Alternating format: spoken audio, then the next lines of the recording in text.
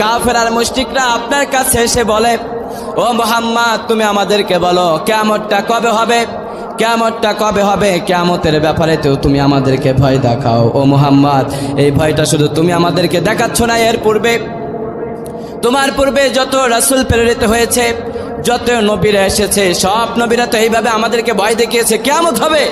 ও মুহাম্মদ সবাই তো বলে কিয়ামতটা হবে, কিন্তু আসলেই যে কিয়ামত কবে হবে এটা তুমি আমাদেরকে বলো। এখন আল্লাহর হাবিব মন গড়া কথা বলতেন নাকি আল্লাহর দেয়া কথা তিনি জানিয়ে দিতেন, আল্লাহর দেয়া কথা জানাতেন?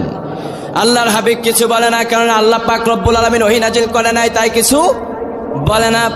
ওদিকে কাফের আর মুশরিকগুলা বিশ্বনবীজির এই বিষয়টাকে নিয়ে খেল তামাশা আর তাকে ছোট করার জন্য আল্লাহর হাবিব রাস্তায় দিয়ে যখন চলাচল করতেন, কাফেররা এক জায়গায় জড়ো হয়ে চায়ের দোকানে, এখন যেমন চায়ের দোকানে বসে বলে দেখ নামাজি হয়েছে, নামাজি যায়, আছে না নাই?